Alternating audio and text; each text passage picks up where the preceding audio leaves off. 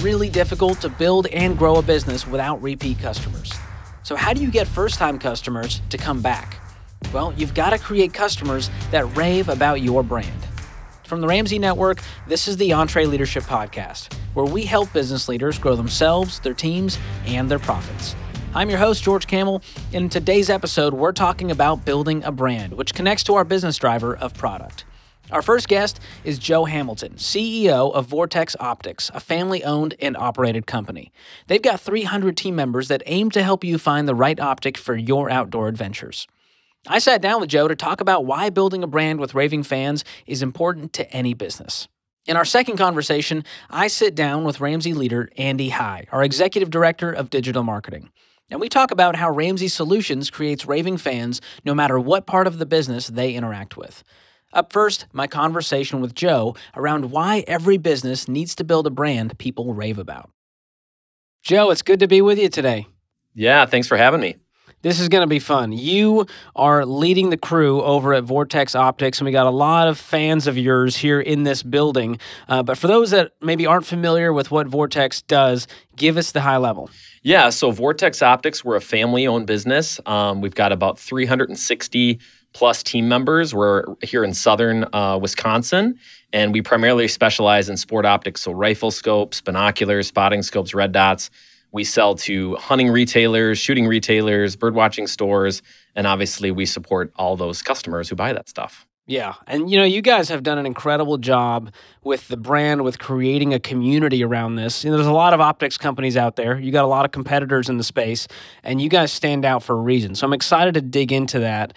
But you said you have over 360 team members, which is absolutely incredible. What have been some of the milestones along that journey from starting with just a handful of people now up to 360?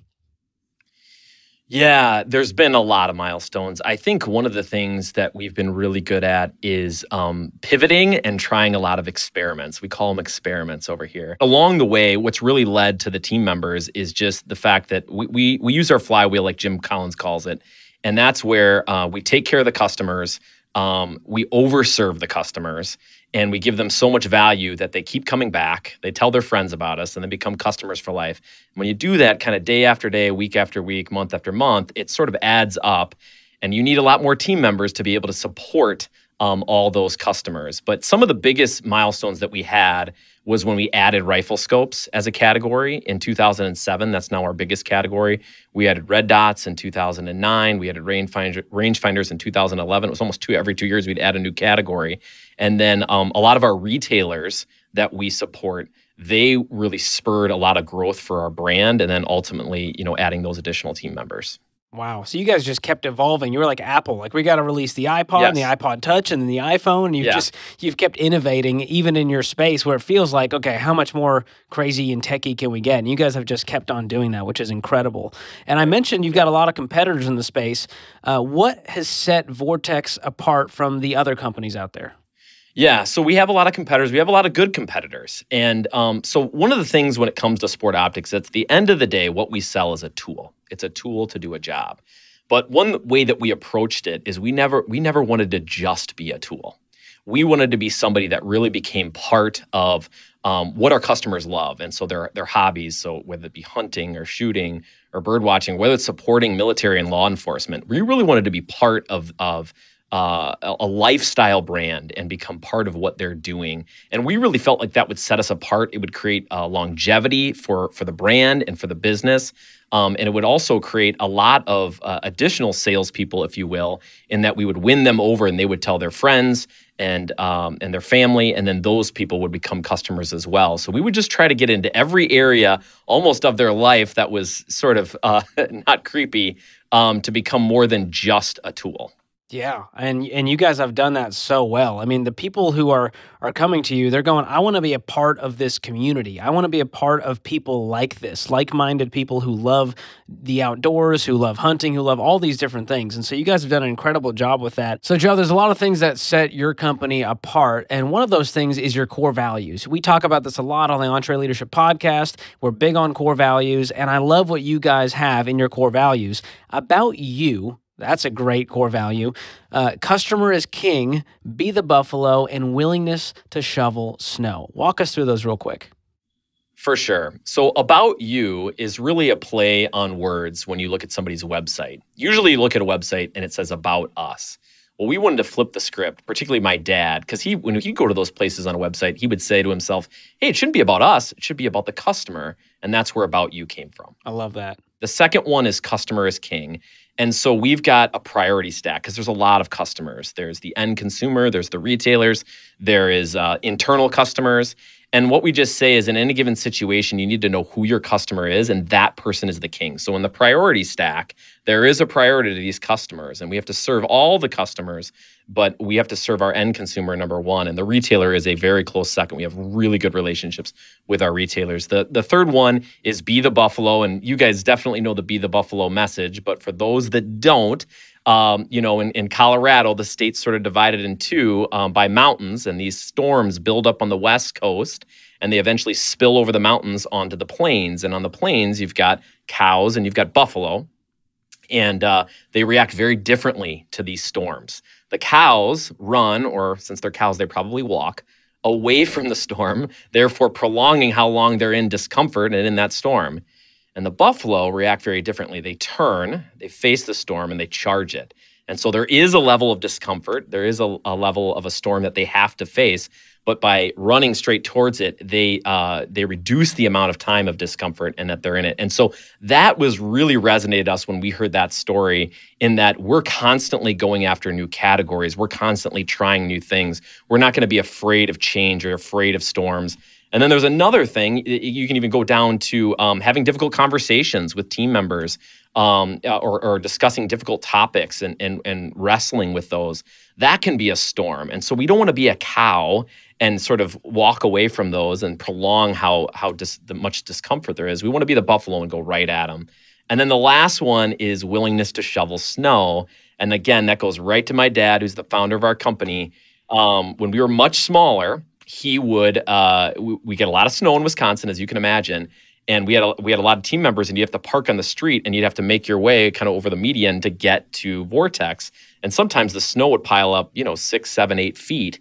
And he would get there extremely early in the morning and shovel a tunnel to get through to the door, so you didn't have to trudge through the snow, and then he would shovel off all the walkway. And of course, he was the founder and he was the president of the company. So if he was willing to do that, then we need to be willing to be humble and to take on any task. There was no task that was beneath us. So those are the core values.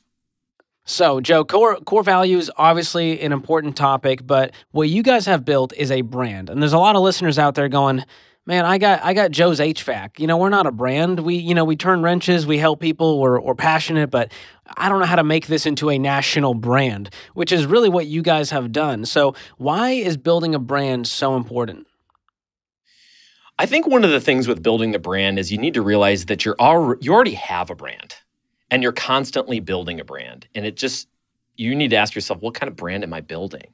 And then the other thing is that your brand doesn't really belong to you. It belongs to your customer, meaning that they really set what your brand is. So I think that's the first place to start. The second thing, though, is that at least for us, and my recommendation would be to get out of the rat race of transactional business. So you can just do transactions, and meaning a customer, they choose you, I give you a service, and then we're done. And then after that, you may get them again, you may not. And so we knew we had to serve people in a way that they would keep coming back. And not only coming back, they would tell their friends. And actually, in the beginning, we didn't have a lot of money to advertise and to market. So we needed to serve people so well so that we were their preferred choice going forward. And one of the phrases that we really look for when we serve people is, I'm a customer for life. I mean, it's almost like taking on mythical proportions here, similar to, It's a Wonderful Life, when every time a bell rings, an angel gets its wings. It's almost like every time somebody says, I'm a customer for life, it's almost like, bells go off here. That's what we're going for. We're wanting to serve people so well, and they feel so taken care of, that we don't become a transaction anymore. They become a customer for life. I love that.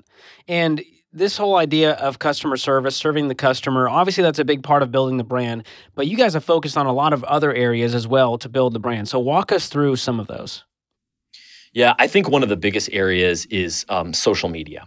And I wouldn't say we were on necessarily the cutting edge of the world for social media, but certainly in our industry. And so those were some of the experiments that we call experiments where we really got into it. So we got into Facebook and we got into Instagram and we got into doing podcasts very, very early. And we wanted to have a real connection with the customer. And those mediums really allowed us to do that. It allowed us to show our personality. Our personalities really mesh well with the customers. It allowed us to entertain the customers. It allowed us to inform the customers. And every once in a while, we don't do it a lot as far as a ratio, but we would actually sell the customer. So we would do a promotion or we'd highlight a new product. But more often than not, maybe even a 9-to-1 ratio, we're trying to entertain, educate, inform, just make it a really good experience and just connect with the customer. Yeah, I think a lot of businesses out there, you see a lot of the 1, not a lot of the 9. You just see sale, Yes. stock photo, we've got a promo, here's a business card on social media. Yeah. And what you guys have done is say, hey, what kind of content could we produce that could really help our customers and our fans really make this a more fun experience, educate them along the way, entertain them, and get them excited about going to do the things that we love as well. And so I love that you guys have done that. And you talked about that, knowing who your customer is. And that's such a key part. You guys have dialed that in to a core. So how do you determine that ideal customer and what problems you're going to solve for them? Yeah, and that's a great question. And I think one of the things is you do need to know your customer and you need to know your core customer, but you need to be open to other customers as well. And so what do I mean by that? At one point, it might sound surprising, but our core customer was a bird watcher. And we still serve those customers now, but now our core customer is a hunter. They love to shoot. They might be in competition shooting. It might be somebody in the military and law enforcement. And so we were open to somebody outside of our core customer that was very interested in our products and serving them. So have your customer personas, your avatars, know your data. That's really important. But don't have blinders on to the point that you're not going to see opportunities outside of your core customer if they open up. It's really, really important that you are open to be able to pivot, because most of the companies that I've associated with, and certainly within our companies that have really grown, they've grown through a series of those pivots. So again, you do need to know your customer, your data, all those things, but be open to other opportunities that present themselves. Yeah, that's huge. And you guys, again, have really evolved and innovated where you said, hey, guess what? Our products have changed, our customers are changing, and now we have a different core customer. So that's super important to know your data, know where the trends are going, know what's being sold, and where people are really attaching themselves to is huge for building that brand. And very much so. You've created, obviously, a culture at Vortex that thrives on serving the customer. How have you done that on the team level where they're all bought in on this too? So a couple things. First of all, it's very much authentic to who we are, not only as a Vortex family, but even my family. It was really a part of who my dad and my mom were. And I'll kind of give a story, because there's a couple of key things I think we need to hit on here. But one of the stories, and I think I'll bring it around so it makes sense. But years ago, this is over 15 years ago, I was going to talk to a team member. I was new to being a manager. I wanted to talk to a team member that was struggling, and I need to give them some tough feedback. And I went to my dad and I said, Dad, I need to give this person this tough feedback, but I really want them to know that I care about them. And so I'm looking for some advice. And he said, well, here's what I think you ought to do, Joe. And so I had my pen, I had my paper out, I'm ready to go. He says, I think what you ought to do is you ought to just postpone that meeting a couple days and just think about that person. I want you, when you're driving to and from work, I want you to think about that person. When you're out for a walk, I want you to think about that person. What's it like to be them? What they're going through? What's happening in their life? All these sorts of things. I just want you to really, really think about them. And then in a couple days, when you thought about it enough and you got to the point where you really care about that person, then go have the meeting.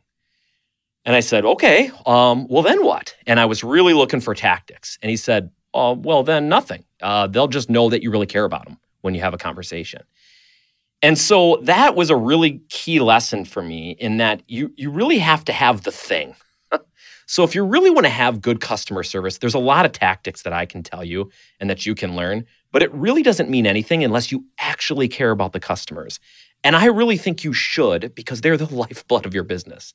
If customers don't choose you, you don't have a business. So you really need to care, but spend some time getting to a place where you truly care about them, and then start going after tactics. And now just a few things on tactics that I'll say to really win over customers.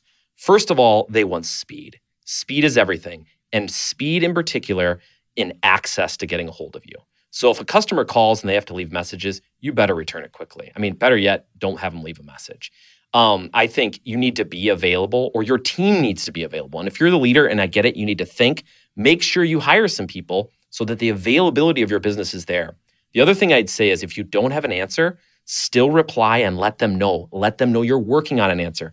Don't just be a black box. And then the third thing, and this is really, really key, and there's more of this in Switch from the Heath brothers, which is a fantastic book, or you can just Google an article, Bright Spots by the Heath brothers. But one of the things is, one of the best ways to win over customers is find the bright spots. And the bright spots are when a customer tells you that you served them so well. They're over the moon. It's an email, it's in a letter, and they're telling you why they're a customer for life, why they love you. That is a strength. And strength finders, we spend too much time, actually, we spend a good amount of time on individuals, but businesses have strengths just like people do.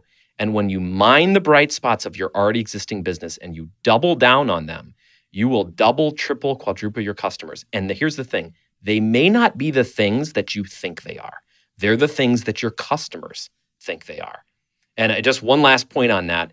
I used to love to talk about our product and our features and our benefits. And then I'd go to shows and I'd talk about our products, our features, our benefits. And you know what everybody talked to me about? They talked to me about our warranty, our VIP warranty, our unconditional lifetime warranty. And most of these people never even used it.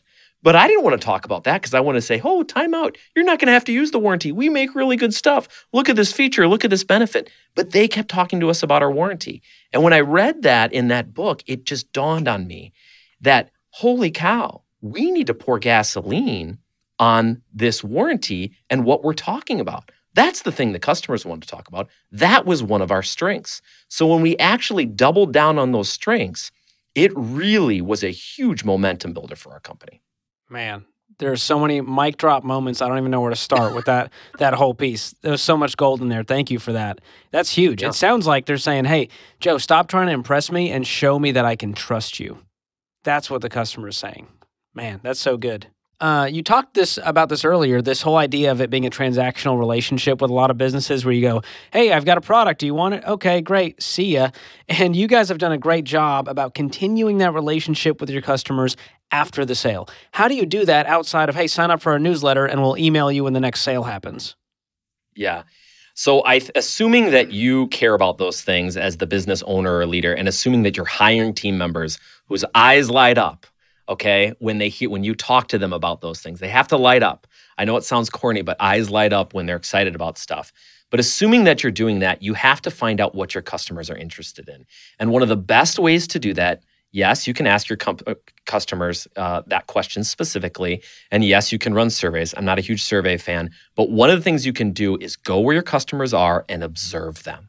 Observe them online, observe them in the store, and that will kind of reveal to you where they're at and what they want. And so with us, we would find our own employees, which are our customers already. They were on social media. They were on Instagram. They were on Facebook. And then they were also listening to podcasts. So we went to where our customers were. And the number one tool, and I can't stress this enough for us, was observing. Oftentimes when you ask somebody something specifically or you do a survey, they start to react in different ways than they normally would. So if you observe people, almost like observing them in their natural environment, almost like, like an animal or something like that, but it will start to reveal. You have to be really curious about your customer, observe them, and then go where they're at. That's huge. And I've seen you guys do this in a lot of ways, but one of the biggest ways is through your content channels, like you were talking about earlier with creating ongoing content. I mean, you have an Instagram that has almost 1 million followers for an optics company. I mean, that's unheard of. Yep. You've got 100,000 subscribers on a YouTube channel. And so what are you guys doing right in these areas that's causing this kind of momentum? Yeah. So, when I talk to our social media teams, they've got a couple things that they do. One is they go for content, entertainment, education, fun, more than they go for the hard sale. So that's one thing we talked about earlier. Again, I would double down on that. The other one is a lot of our customers are excited to share about us. And so we go right after their user-generated content and we affirm them when they do something. We call them out and we promote their content. And there's one quote that I just love, and it's the Maya Angelou quote. She says, people will forget what you say, people will forget what you do, but they'll never forget how you make them feel. And that is so true. And your customers, when they are excited about your brand and they're sharing about your brand, nothing is better than when that brand comes and affirms them and says, we love this, they promote it. Oftentimes we send them a private message, we find out their shirt size, we find out something about that they shared about, and we're gonna send them a surprise gift in the mail. And that makes people feel important. And the reality is they are important. So we really have a responsibility to make them feel that way. And I would recommend a lot of other brands do that. But the other thing is that we talk to them in a voice where we're not talking at them. So a lot of times we talk about that we picture them in the pickup truck in the passenger seat, and they're our friend, and we're heading out to deer camp. And that's why we're going to talk to them. And I say that singular. We're going to try to talk to an individual rather than talk to a group, even though we know it's going to be a group. Those are some things that we do from a social media perspective that I think really resonate with the customers. That's so good. It all comes back to making the customer the hero. And, we've done that at Ramsey Solutions in a lot of ways. At EntreLeadership conferences, we'll have a 10-foot banner of just one of our customers and their business. And we're saying, hey, this guy's the hero. That small business is the backbone of America. This guy's crushing it. We're so proud of him. We do it with debt-free screams on the Ramsey Show. We repost someone's Instagram of their debt-free, letterboard of how much they've paid off, and we're celebrating them. And so that's so huge. It's such an easy thing that businesses can do to show how they're winning. And it's not because of how awesome the business is. It's because of what they're doing. And so I love that mentality when it comes to building a brand. Now, I got to talk about this podcast because a lot of people have every guy in their mom's basement's got a podcast, but you guys have a massive Vortex Nation podcast. And I don't think a lot of businesses out there are going, hey, we want to have a podcast for HVAC technicians. And I was just on a podcast recently, and these guys just have a heart for people in that industry, and they started a podcast just for those in the HVAC industry. And I thought, this is so cool. And there's a lot of richness in the niches, and you guys have definitely carved your piece out. So what is the deal and the goal of this podcast?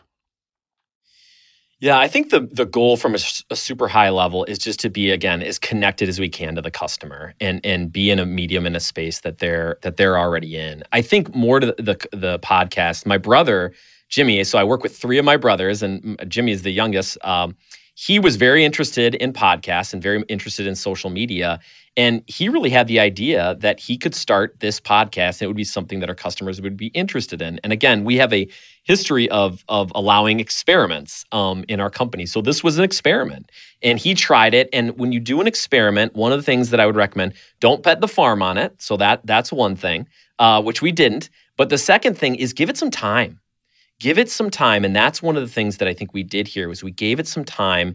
He had to kind of perfect how to do a podcast. And then we needed to give it time to get out to the customers. And then we needed to see how our customers were reacting to that and adjusting it.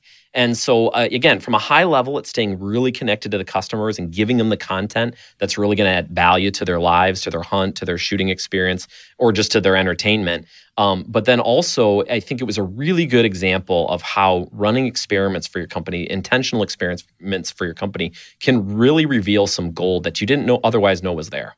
That's huge. These experiments mean, hey, a failure just meant it didn't work, and we're going to keep experimenting. And so that's such a resilient, optimistic mentality, and there's a consistency element to everything you're talking about. You said, hey, we're not going to strike gold in the first week with this podcast. We have to do it for 2 years before people know, before they care, before they latch onto it. And I think a lot of business owners go, oh, I tried Instagram. We posted twice.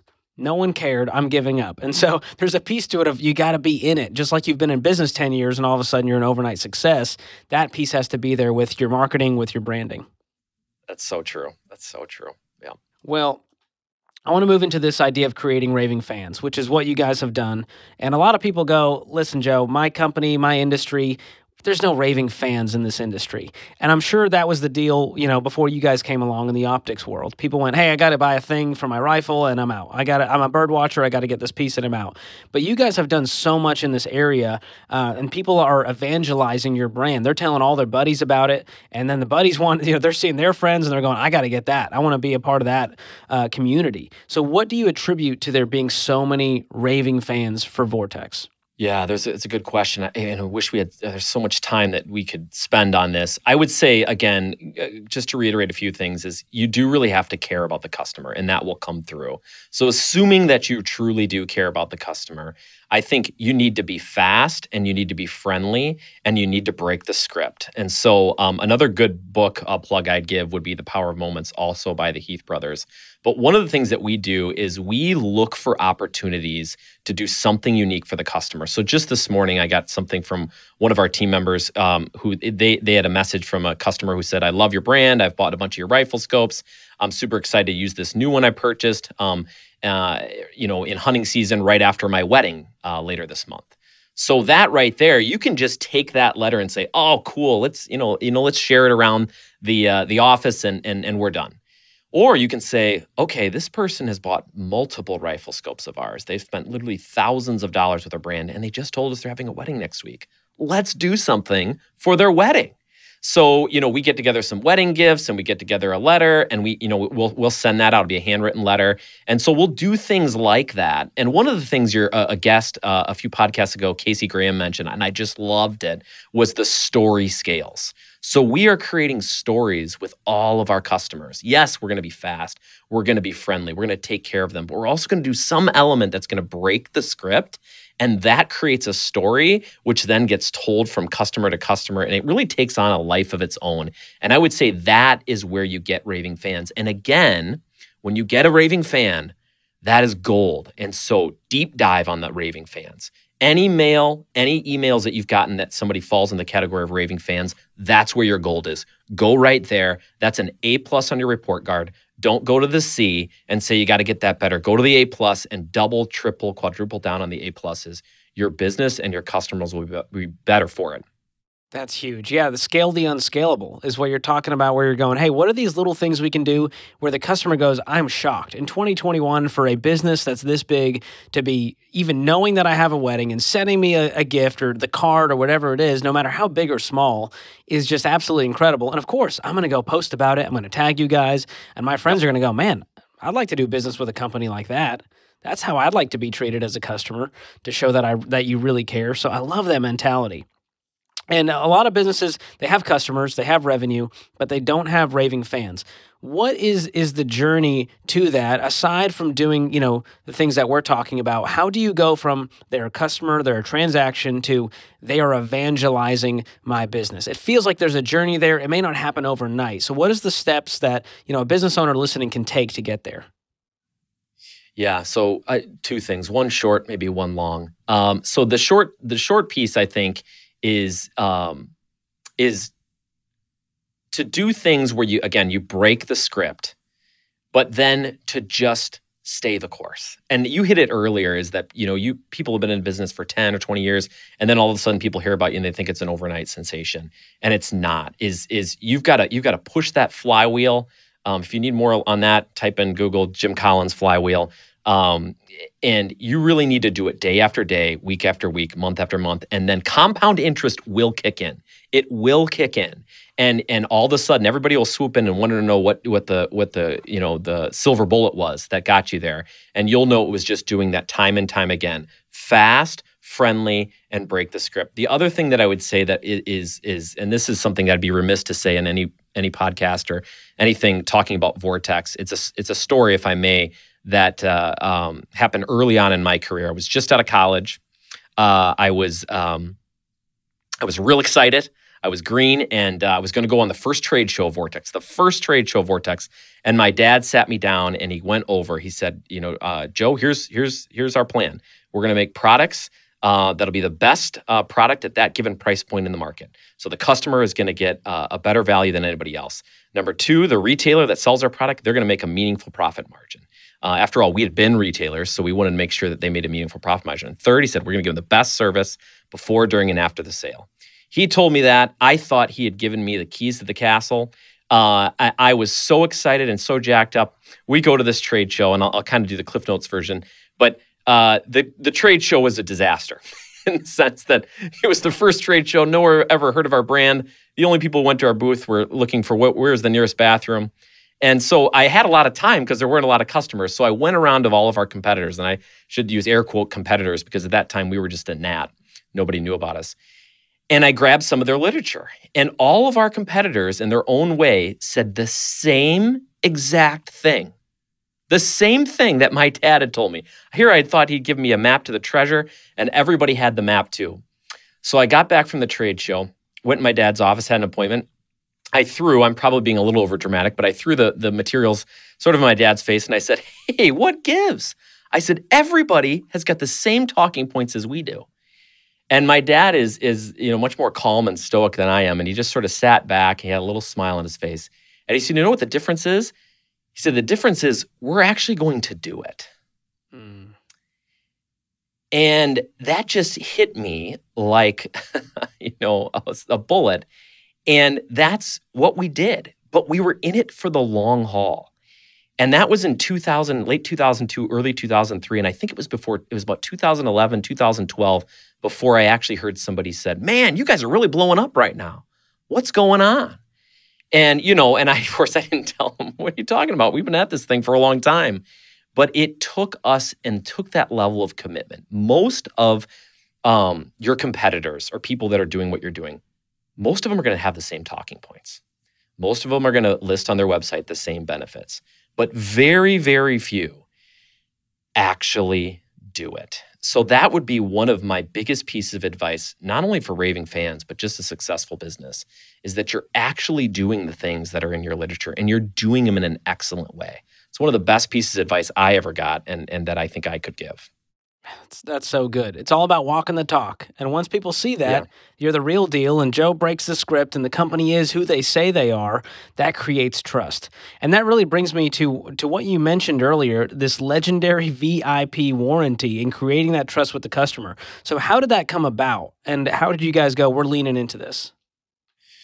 Well, before Vortex started, we were retailers and we sold all of the brands of products. And so when my dad would sell these products, if somebody had an issue with them, they would try to contact the manufacturer, and the manufacturer wanted nothing to do with that. They wouldn't answer the phone, they wouldn't return the message.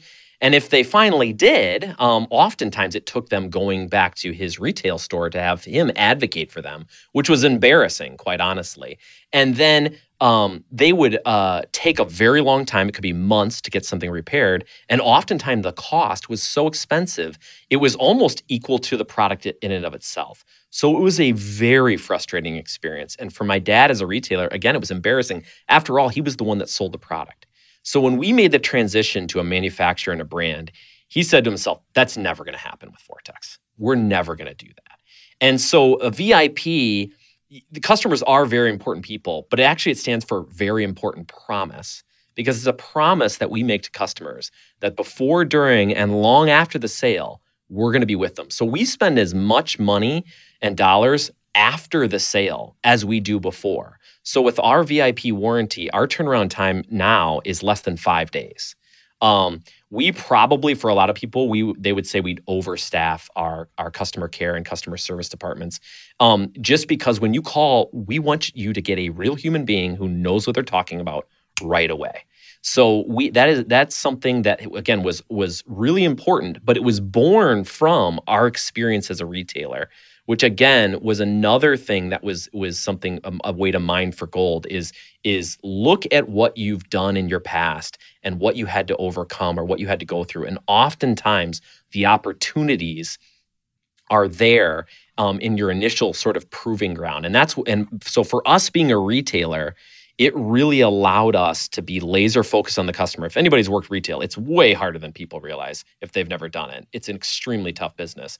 You have to be laser focused on the customer. You have to be quick. You have to have good customer service. So when we transitioned to manufacturer, we kept those retailer roots with us. And it really allowed this VIP warranty to not just be something in writing, which a lot of our other competitors, they said, oh, you've got a VIP warranty and everybody's talking about that. Let's come up with our bulletproof warranty or our forever warranty or whatever they call it. And you know what? I'm glad that they do that because it's good for the customer.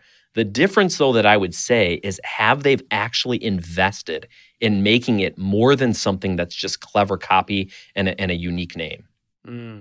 Man, Joe, I can see why Vortex has done so well over the years. I can feel it in your passion and your knowledge and how much you care about the customer. So as we wrap here, give some encouragement to maybe the business owner who's not where you guys are at. Maybe they're at a smaller place. Maybe they're $1 million company. They've got a team of, 5, 10, 15 people, and they're going, hey, Joe, we're not a brand. We don't have a fancy podcast. We don't have a fancy YouTube channel. We don't have a customer service team of 10 people. How do we go from where we're at right now to building that brand and creating raving fans?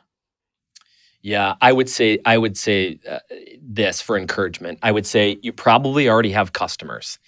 And so I would say go right after those customers with everything you have. They're not just a transaction.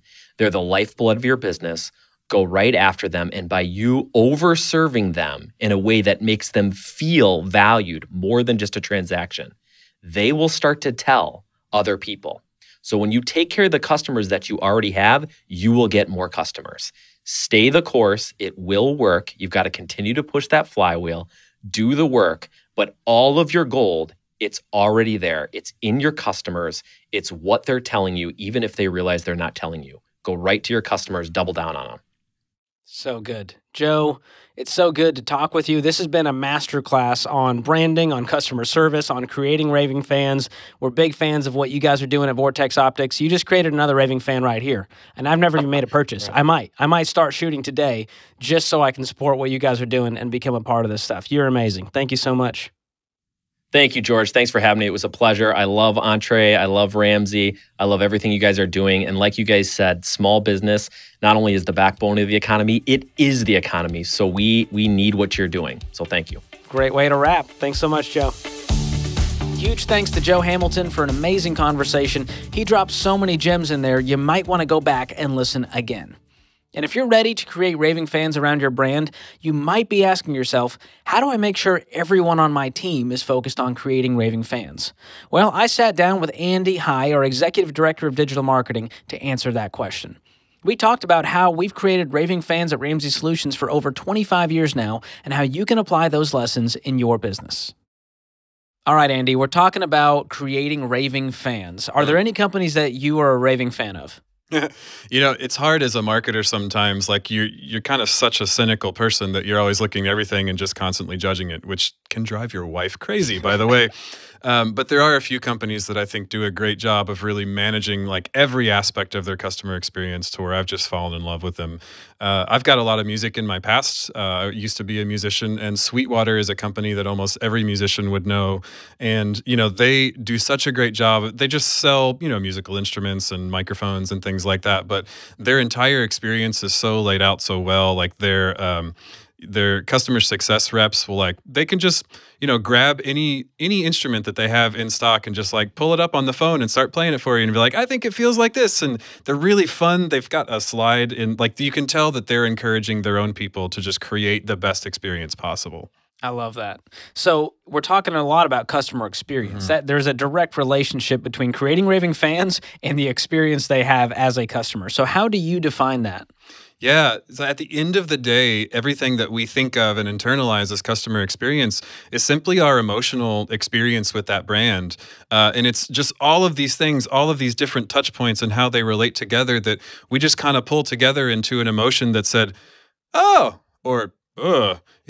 Going to a restaurant's a great example. You can have that experience where we got to come back here next week. And it could be that the food was just right, or the service was really good, or, they just took care of you at the front of house, or they remembered that it was your birthday, or whatever the case may be. Or it could have been one of those experiences that you're like, I don't think this is going to work out. And it could have been because the bathroom wasn't clean, or because the waiter was rude, or whatever the case may be. We just kind of internalize all of these things, this total experience and how these things interrelate, and just say, hey, or So we're kind of subconsciously keeping score as the customer throughout the entire process. And by the end, our brain just goes, yay or nay, I would not do that again, or I would, or oh my gosh, I'm telling all my friends about it.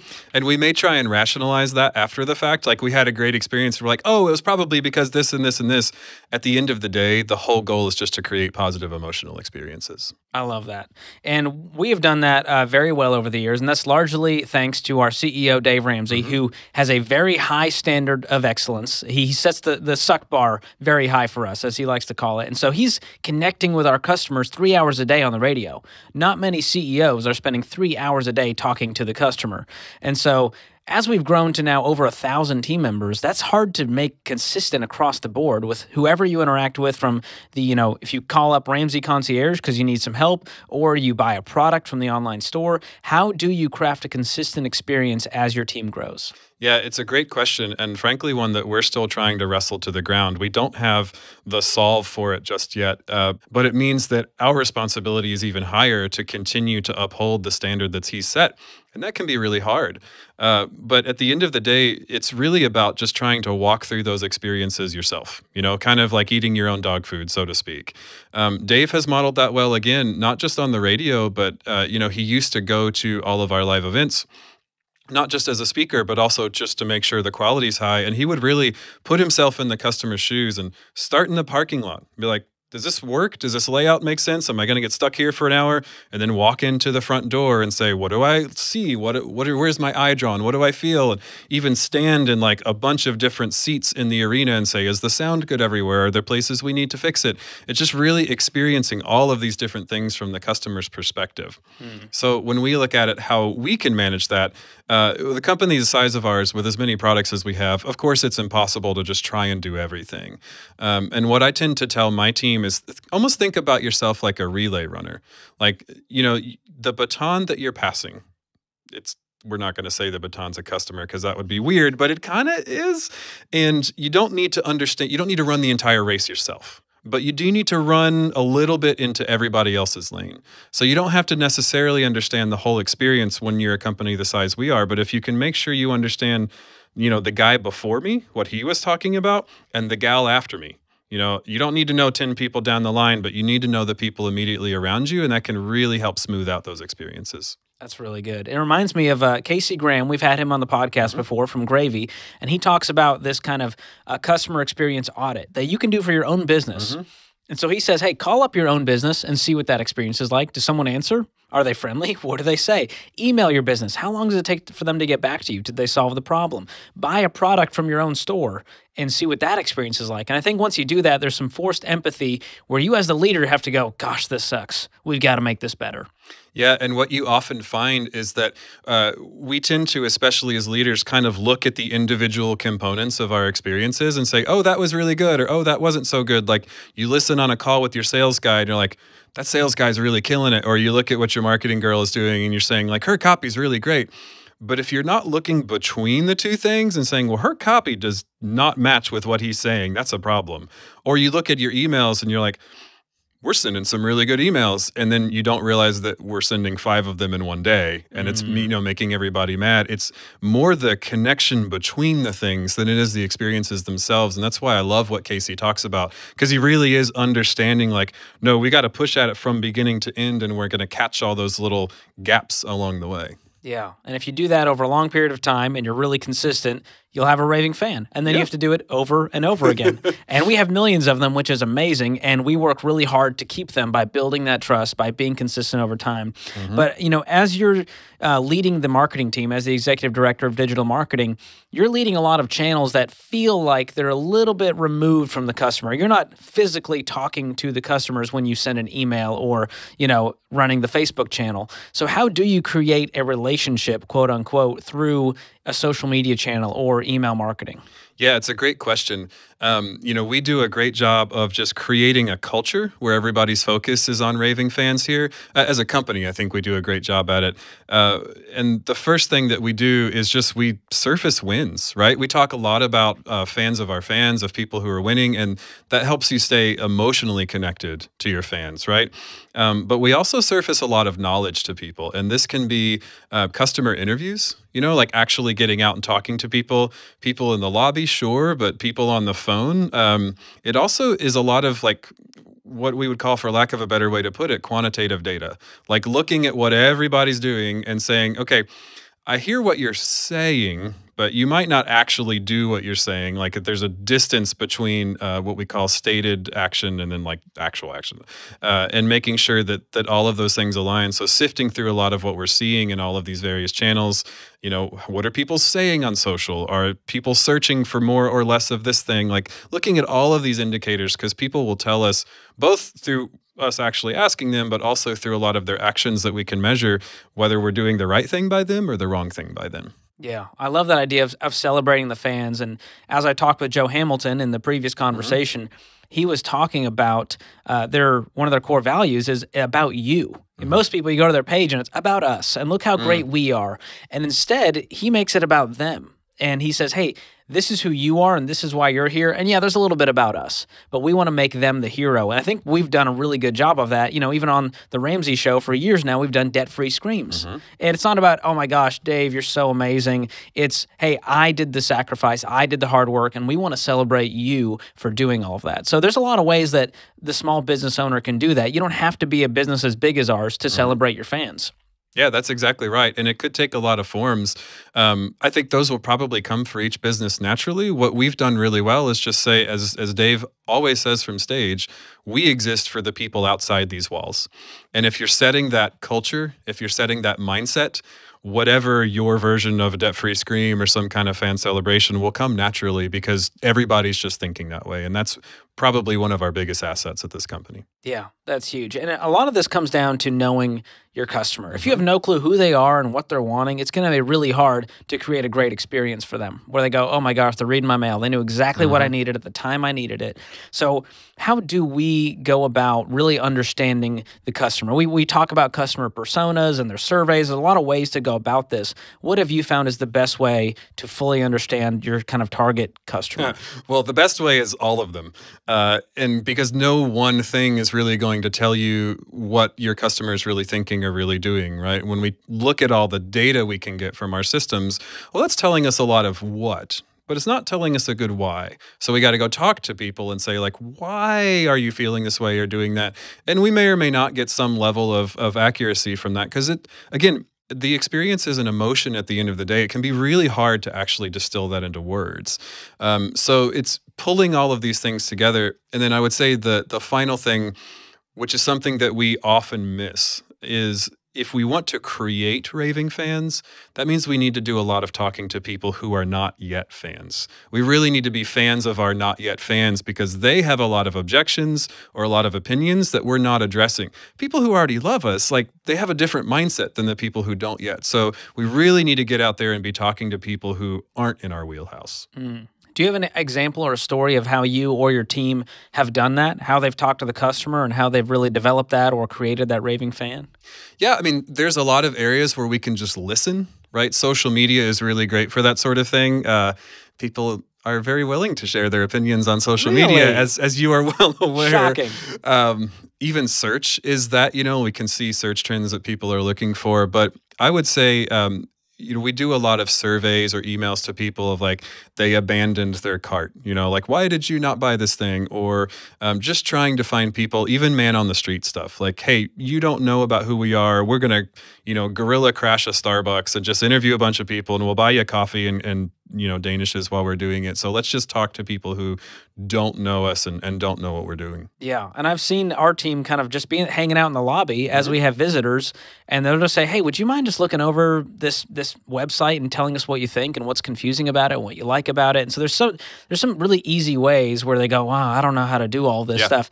Just ask, hey, I'm Joe Schmo Plumbing Company. Why'd you reach out to us? Oh, you Googled us and we just had good reviews. Okay, that's great. You read the reviews. Or it was recommended by a friend. And so I think just inquiring why you bought from us is just such a great way to start figuring out, a lot of people are coming to us because of this reason. Let's lean into that. Yeah. And it's a great call out because I always tell the team, like, I don't want to be well-rounded necessarily. I want to find what's working and it's a lot easier to pour gas on a lit fire than wet wood, like you're just not going to get as far. So, in that example, it's a great call out because you may find that, hey, you're paying a small marketing agency to do some of this stuff and none of your leads are coming in that way. Maybe they're all coming in through referral. So how can you make it easier for the people who love you already to refer you to other people? Or you may find that none of them are referrals and they're all coming in through search or something. It's like, well, how can I pour fuel on that fire? Like thinking about what's working and making sure you're understanding how people are starting to love you and then pouring a lot more fuel on that is a great way to go about it. That's awesome. So for the small business owner out there who doesn't see themselves as a marketer, right? They may not have a marketing team. They probably don't have a single person doing marketing. How do they go from either people don't know who I am or I'm making money, but I don't understand how to create that raving fan? What are some practical steps that small business owner can take to start heading in that direction? Yeah. Well, the good news is you're already one step ahead of the game as a small business owner because you're still close enough to your customer. Probably a lot of you are still wearing the chief everything officer hat, right? Which means that you're more in practice of understanding the entire system already. You don't have as far to go as maybe somebody at a 1,000-person company that's doing this very specific thing over here. So the great news is you got a head start. And then my encouragement to everyone would just be understand your entire system, walk through it with fresh eyes as a customer. The fish can't describe why the water's wet, like they're just in it. So get outside, talk to as many people as possible. At the end of the day, this all is nothing to do with marketing. It just boils down to human emotion and empathy. And we're all humans, so I think we can all figure that out. So Andy, in summary, it sounds like as the small business owner, we need to care. It comes down to caring about the customer. Yeah, I think that's a great way to summarize. Wow, we could have done this in 1 minute, but I'm glad we took 15. This has been awesome. I'm glad you're at the helm of all of our digital marketing, really stewarding that relationship with our fans and customers to create raving fans, and I'm sure you created some today with the listeners. So thanks so much for your time. Thanks for having me. Thanks, Andy, for some great practical next steps that business owners can take to start creating those raving fans. And as Joe and Andy both talked about in today's episode, we gravitate towards people and brands that have passion, that we connect with emotionally. So if you need help clearly expressing your passion through your brand, fill out the Brand Building Guide. It asks you the right questions to start identifying the heart and soul of your brand so that people connect with you emotionally.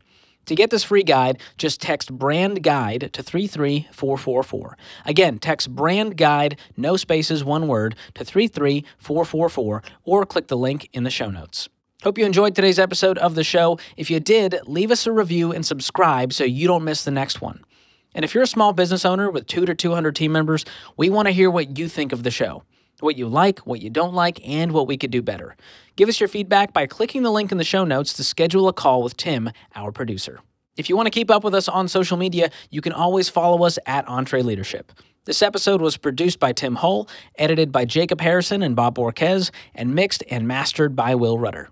I'm your host, George Kamel, and on behalf of the entire EntreLeadership team, thanks for listening. Until next time, keep learning and keep leading.